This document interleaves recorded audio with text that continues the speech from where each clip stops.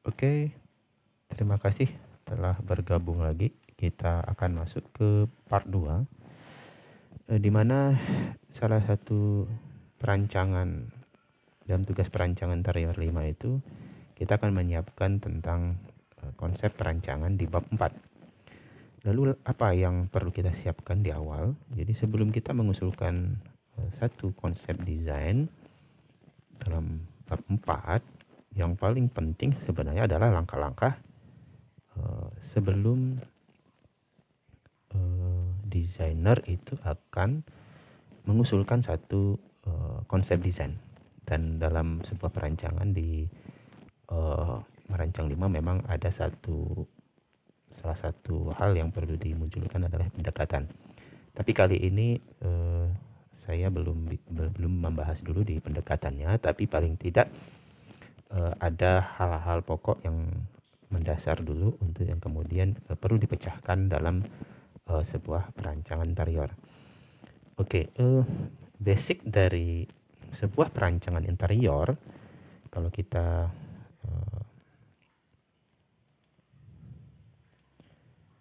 kita merujuk kepada salah satu buku yang dikarang oleh John Peel dan Judith Gura dalam A History of Interior Design, ada satu hal yang penting yang perlu dimunculkan dalam satu perancangan interior. Yang pertama adalah tentang satu perancangan itu memiliki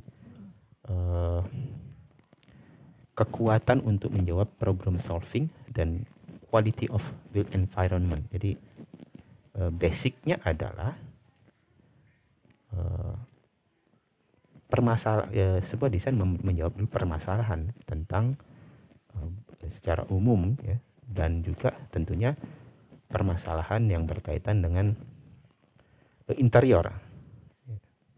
Jadi kalau kita lihat di sini, maka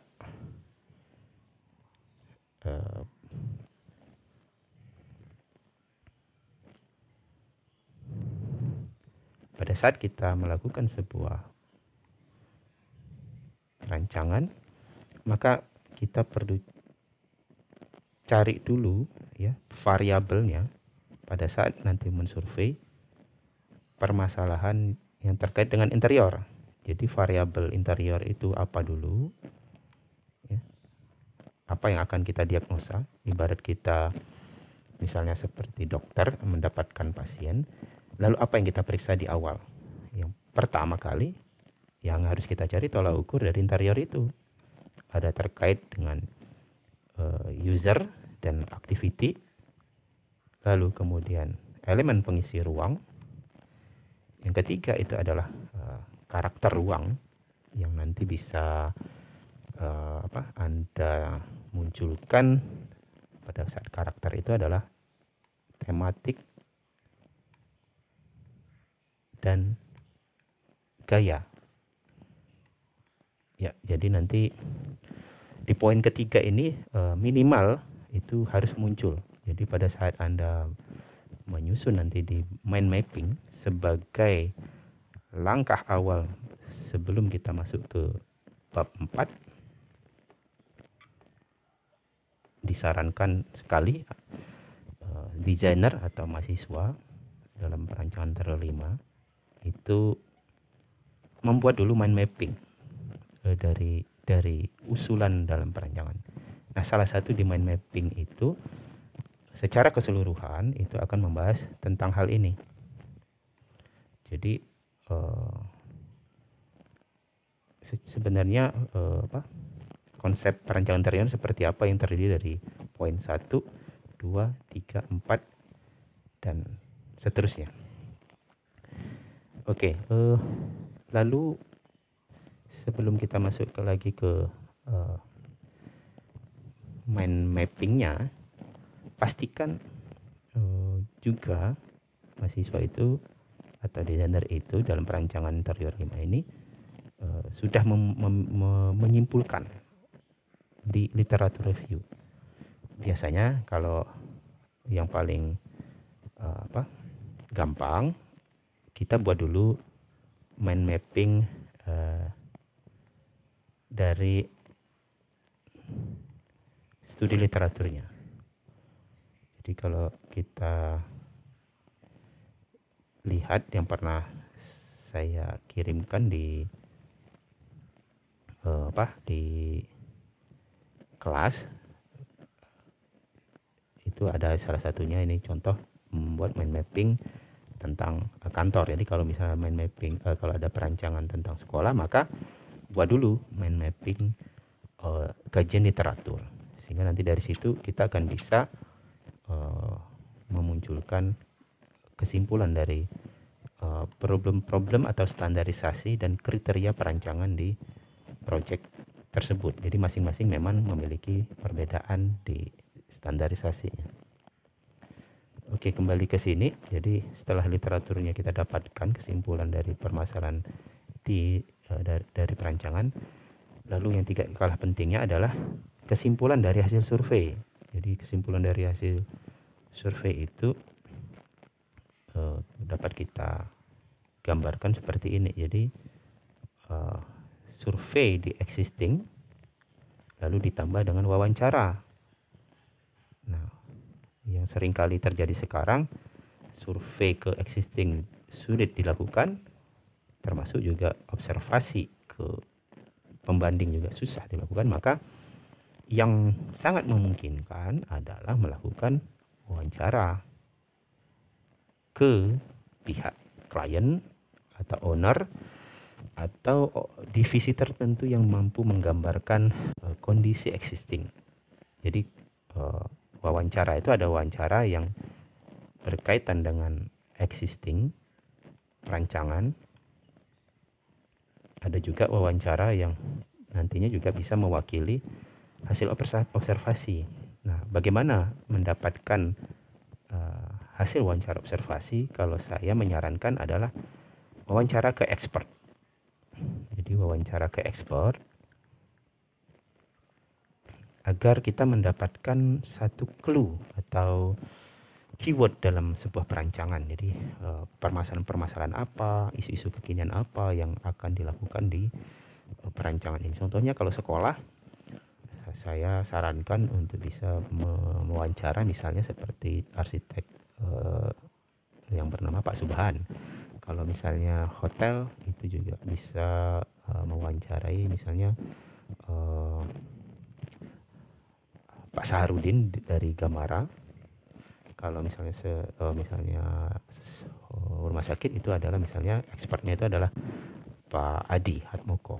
Jadi wawancara expert ini akan banyak mendukung desainer untuk mendapatkan satu keyword atau clue-clue dalam perancangan interior yang secara khusus berkaitan dengan proyeknya. Jadi akan sangat tergantung misalnya apakah itu sekolah, apa itu rumah sakit, atau itu hotel, karena kita mengalami kendala di observasi studi banding dan juga survei di existing.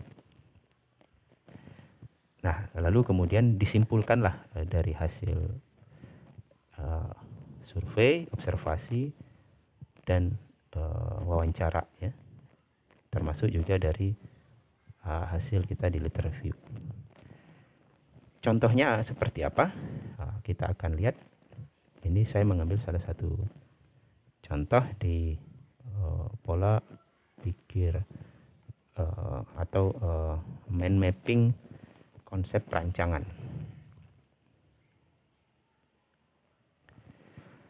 Ya, kita lihat di sini. Ini adalah salah satu mind mapping konsep perancangan yang dibuat oleh Safira angkatan 2014. Kebetulan saat itu saya sebagai penguji dan Pak Joko sebagai dosen pembimbing. Memang yang cukup menarik di call center Telkomsel itu secara standarisasi perancangan interior mereka sudah memiliki satu clue yang harus diterapkan. Jadi yang pertama itu adalah